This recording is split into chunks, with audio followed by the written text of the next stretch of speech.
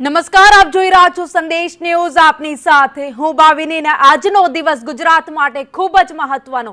હજારો મતદાતાઓ છે, મતાધિકારનો ઉપયોગ કરવાના છે અને સામે હજારો એવા ઉમેદવારો છે જેમનું ભાવિ છે આજે ઈવીએમમાં સીલ થવાનું છે. આજે લોકશાહીનું મહાપર્વ છે, મતદાન થવાનું છે. સ્થાનિક સ્વરાજની સંસ્થાઓ માટે મતદાન યોજાશે.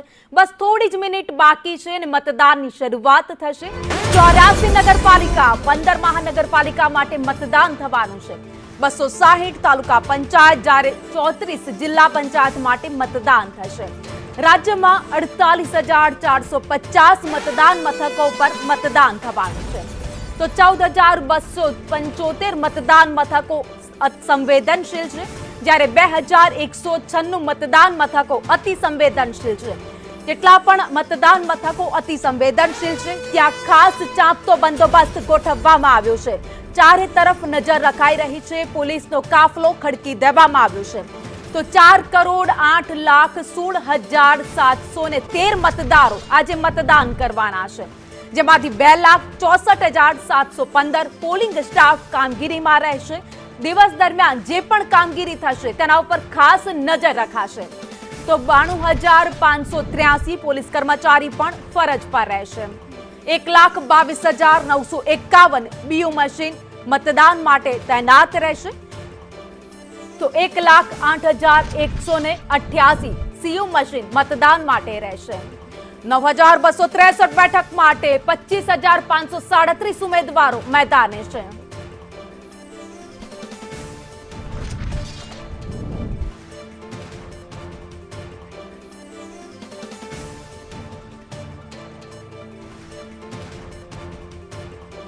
તો મતદાનની શરૂઆત હવે થઈ જશે. બસ એક જ મિનિટની વાર છે ત્યારે મારા સંવાદદાતા અમારી સાથે પળની અપડેટ સાથે જોડાઈ ગયા છે.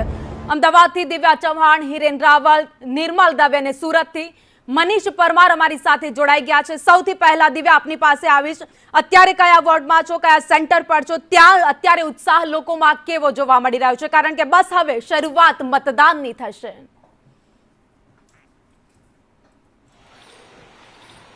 લોકશાહીના પર્વની આજથી શરૂઆત થઈ રહી છે. 48 વોર્ડ માટે 190 બેઠકો માટે આજે ભાવિ છે તે ઈવીએમમાં સીલ થવાના છે. સીધા જ મતદાન કેન્દ્રની બહારના દ્રશ્ય કે જ્યાં ગરમીને લઈને પાણીની પૂરતી વ્યવસ્થા છે તે પણ રાખવામાં આવી છે. બસ એક જ મિનિટ હવે બાકી છે કે આ મતદાન છે તે શરૂ થશે. સીધા જ દ્રશ્ય કે મતદારોમાં પણ અનેરો ઉત્સાહ છે તે અત્યારે વહેલી સવારથી જોવા મળી રહ્યું છે. મત કેન્દ્ર ઉપર મતદાન કરવા માટે વહેલી સવારથી મતદારોની લાંબી લાઈનો છે તે પણ અહીંયા જોવા મળી રહી છે. વહેલી સવારથી મતદારો છે તે મતદાન કેન્દ્ર ઉપર પહોંચ્યા છે. ઉત્સાહ, ઉમંગ અને સાથે લોકોને પણ પોતાના અલગ અલગ મુદ્દાઓ માટે લોકશાહીના પર્વમાં મતદાન કરવું કેટલું જરૂરી છે તે જ મેસેજ અહીંયા આપવા માટે વહેલી સવારથી મતદારો છે તે પહોંચ્યા છે. લોકશાહીના પર્વમાં મતદાન કરવું કેટલું જરૂરી, કેટલા વાગ્યાથી આપ ઊભા છો? મતદાન તો આપવું ખૂબ જ જરૂરી છે, કે આપણા દેશ માટે છે ને આપણી રક્ષા માટે છે, તો મતદાન આપવું ખૂબ જ જરૂરી છે. જેમ બને એમ અને જેમ બને એમ અત્યારે આવા તડકાની આટલી ડિગ્રીમાં જેમ બને એમ વહેલું મતદાન કરે, બસ એ જ અપીલ છે અમારી. આપ શું માનો છો? જરૂરી છે વોટિંગ કરવાના ટાઈમે. હા, વહેલી સવારે ફર્સ્ટ ટાઈમ. એટલે જાગૃત નાગરિકો અમદાવાદના એ પણ વાડજ વિસ્તારનો આ જે મતદાન કેન્દ્ર છે, કેટલા વાગ્યાના લાઈનમાં ઊભા છો લોકશાહીના પર?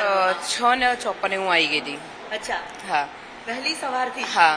કેમ પછી તમે કેટલા વાગ્યાના ઊભા છો? લોકશાહીના પર્વમાં વોટ આપવું કેટલું મહત્વનું? વાગે અમે આવી ગયા છીએ. 7 વાગ્યાથી વોટિંગ ચાલુ કરવાનું હતું એટલે અમે 6:45 લાઈનમાં ઊભા થઈ ગયા છીએ. એટલે અહીંયા દ્રશ્યમાં પણ બતાવવા માંગીશ કે લોકોમાં પણ મતદાનને લઈને જાગૃતતા છે તે જોવા મળી રહી છે. મતદાનની શરૂઆત છે તે થઈ ચૂકી છે. સીધા જ એ દ્રશ્ય અહીંયા ચોસ્ત બંદોબસ્ત સાથે મતદારોનો પણ અનેરો ઉત્સાહ છે તે મતદાન કરવા માટેનો જોવા મળી રહ્યો છે. વહેલી સવારથી અમદાવાદના મતદાન કેન્દ્ર ઉપર લોકોની ભીડ છે તે પણ જોવા મળી રહી છે અને મતદાન કરવા માટે અમદાવાદીઓ વહેલી સવારથી લાઈનમાં ઊભા રહેલા પણ જોવા મળી રહ્યા છે અને વહેલી સવારથી જ આ જ પ્રકારનો ઉત્સાહ જોવા મળી રહ્યો છે.